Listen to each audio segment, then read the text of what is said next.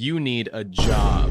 I know a lot of you hate to hear it, and I'm sorry for using a trigger word, but if you don't need one now, you will need one soon. And if you think you don't need one, well, guess what? You should probably still get one, because having money is pretty cool. This video is going to teach you how to get a job, the basics of jobs, as well as corporate structures and freelance jobs, and put it all in nice, easy to understand analogies involving Deepwoken. Make sure to subscribe, since only about 20% of the people watching right now are actually subscribed. And now let's get straight into it. First of all, let's go over how to get a job. Not too many analogies here because it's pretty easy to understand. Now, a lot of people from the older generations will probably tell you to go into a place and ask for an interview or an application, which leads to an interview. Unless there's a help wanted sign in front of the place, that's probably a waste of time. That could work for individually owned places, but any chain under a corporation really only accepts applicants online or recommendations from current people who are working there. So how can you get an entry-level position? Well, obviously an online application is what you're going to have to do if you don't have any friends with jobs. Now, if you do have friends with jobs, then you're better off telling them to talk to their bosses and recommending you for a position. That is only if they've worked there for at least a few months though. Think of it like a guild.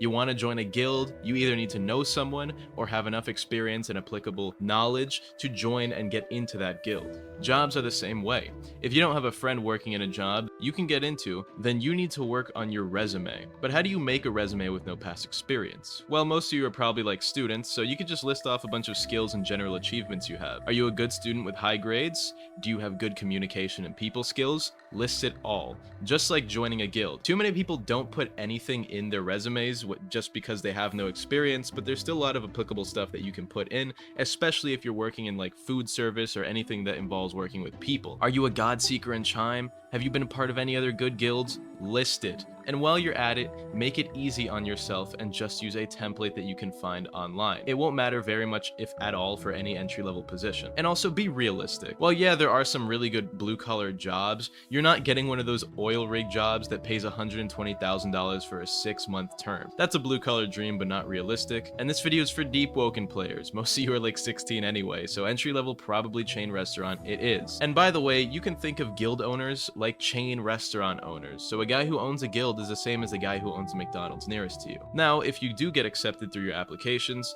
there's a few things that you should do for the interview. First of all, appear confident, but don't be pretentious.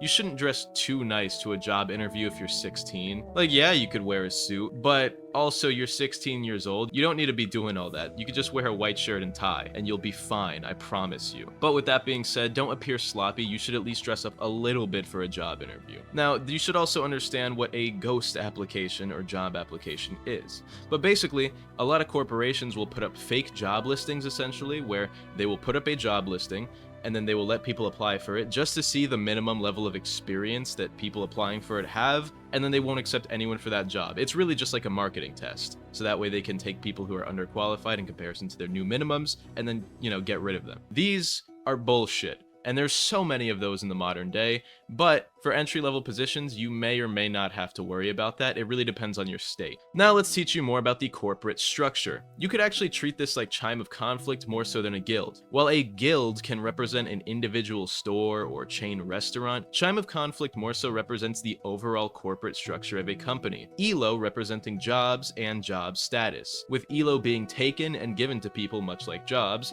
and higher ELO means better jobs. Think of the 500 to 1,000 of the beginner ELO range as like entry-level positions. Cashiers, waiters, all the food service stuff like that. Think of the 1,000 to 1,300 range as mid-tier management positions. The manager at Chipotle who tells his evil underlings to give you half a scoop of chicken is in this range. You're gonna want to kill that guy, by the way. Then you've got the top 250 range, where the chain owners and corporate managers are. People who manage districts and cities of chains. And then you've got the top 100 to top 10 range, where the C-level executives are. Big mega corporation CEOs to company presidents and lower tier executives all fall within this top 250 range of Chime ELO, essentially. The God Seekers specifically would pretty much just be the top 10 richest corp execs in the world though. So I guess if we're going off of this logic, Elon Musk is the #1 God Seeker ranked in the world.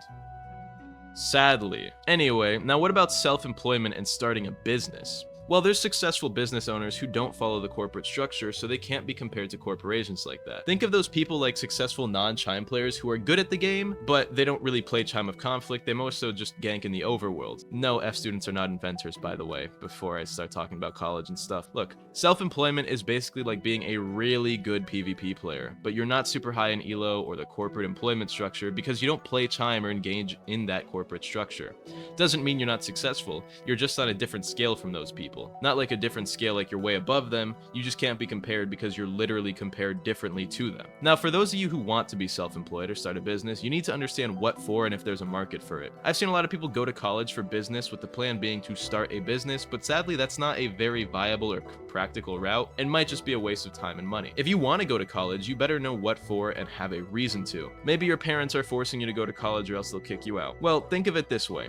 If you don't pay rent and go to college while living with your parents, you now have no living expenses, so you can go to college and use your free time to focus on your potential business prospects. It is a fully beneficial trade for you, as long as you're not paying for college. Now, let me explain some other work things you will need to understand, starting with taxes.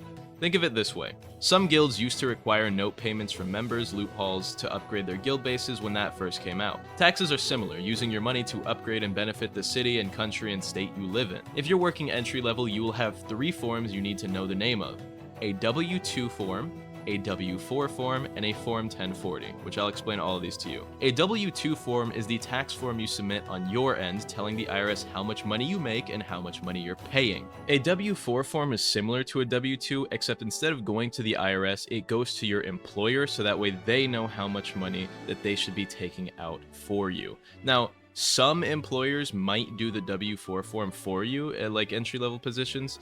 Some later in life probably won't. But if you're working an entry-level job, you're like 14 to 18 year age range, then your employer might just do the W-4 with or without you. And then they get that, the IRS gets the W-2. If both of these forms match up, then there's no problem. If they don't match up and there's a discrepancy on one end, the IRS will look into both ends, auditing you and your employer's forms to find out who's wrong and then charging additional penalties on the faulting party's end. Then there's the Form 1040. The Form 1040 is basically a summarization of all your tax forms, because there's more than one. Of course, there's a W-2, but there's also things like the 1099, which is for freelancers and self-employed people. Then there's stuff like the corporate forms. Like, for example, I have to file a Form 1120S, which is an S-level corporation tax form. I also file a 1099 MISC, which is a freelancer self-employment form based on miscellaneous sources of income. And I file a Form 1099 NEC for contractors I pay for individual work. Yes, I said the word contractor. Leave all your comments in the comments below about how funny and Deepwoken reference that is. Now look, all of these forms go down on my Form 1040 to summarize my year's total income and tax statements. But for those of you who care, all you need to know about is a Form W-2 for most jobs. And usually at entry-level positions, your boss will withhold money from your checks that go to paying your taxes, so you don't even have to worry about filing them yourself or doing all that math. Me personally, I would prefer to do the taxes myself and not have that withheld, because with my finance knowledge, I can save money with tax write-offs. But you, as a normal person, should be thankful your employer does it for you, because you don't have the financial knowledge, probably, to take care of your taxes the way I can. Think of it like a guild owner taking loot directly from your chest at a boss fight in war mode servers instead of making you pay notes directly. It saves you from doing the math. Now, also, let's talk about freelance work. Freelance work is basically like ungilded allies. Think of those people who are like in guilds, but they're not officially in a guild. Maybe they're in their own guild, maybe they're not in a guild at all, but they're an ally of your guild, and every once in a while you'll see them pull up to ganks or raids and stuff like that. That's what being a freelancer is basically like. You work for people per job, but you don't work for them directly, you know what I mean? Like, yeah, you're working for them temporarily, or you're doing a service for them or a company, but you don't actually work for them. They're not currently and constantly paying your bills. That's still a form of self-employment, right? Which the important tax forms for someone who is a freelancer like that are 2 forms. A regular 1099 form, which is a self-employment tax form. This is the form that you will file on your end telling the IRS how much money that you made.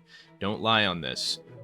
They have less of a way of checking because there's no W-4, but you shouldn't lie on it because it is illegal, and that's illegal to skim a few $1,000s off the top, put it in a Swedish bank account, and not tell them where it is. Now, the second form you need to know about is the 1099 NEC. This is a form which basically just tells people how much you did a job for, but luckily, if you're a freelancer, you do not need to file this. The people that hire you, if they're a business or something like that, will instead file that form for you. And then they'll give it to you, they'll get their end, Basically, they tell the IRS how much money they paid you. That's usually a tax write-off for them, and that's a payment for you. And then there's nepotism. Nepotism is what happens when you're friends with someone as they establish a guild, or you're friends with a high rank from an already established guild. Some people are just born into wealth. Maybe their daddy is in the corporate hierarchy. If your dad is Elon Musk, you'll probably eventually becoming high-ranking executive at Tesla. Bad analogy, because if your dad is Elon Musk, you'll probably eventually disown yourself and move away, but you get the point. Now, all I've talked about relatively are white-collar jobs. Office jobs, finance work, food service, stuff like that. The type of stuff that's technically not like farm work or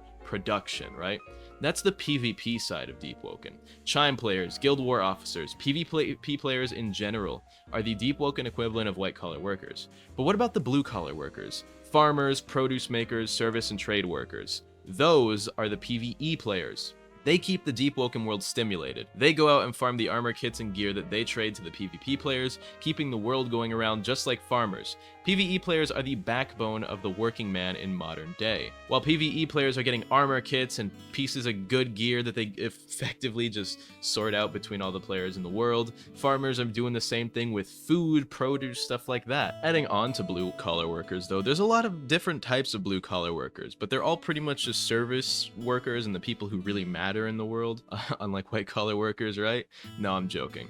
Basically, think of it like this. There's blue-collar workers who are farmers, there's the produce makers, right? But then there's also stuff like welders, and then stuff like oil rig workers. There's a lot of different types of blue-collar workers, kind of like how there's different types of PvE players. You've got the Diluvian mechanism and Hell mode farmers, you've got the boss farmers, you got the layer 2 farmers. There's a lot of different ways to work in blue-collar, just like there's a lot of different ways to work and play the game through PvE. Technically, the ways are kind of lacking because, you know, the devs don't want to update PvE, but there's different ways to do it, just like how there's different types of jobs. And then there's traders and freshies.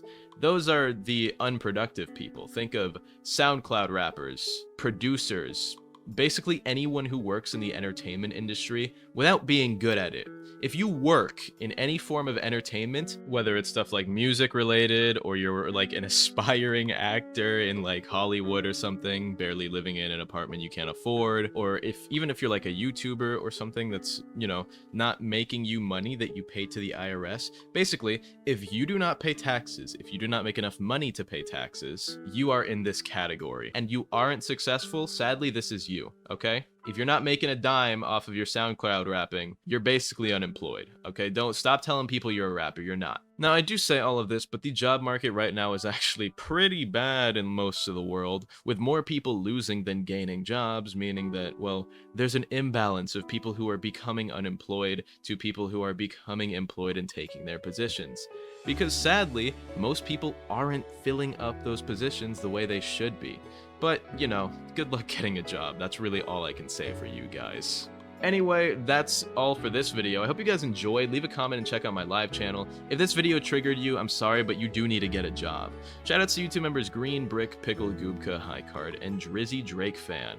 I love you all. Good luck getting jobs. Have an amazing day, and goodbye.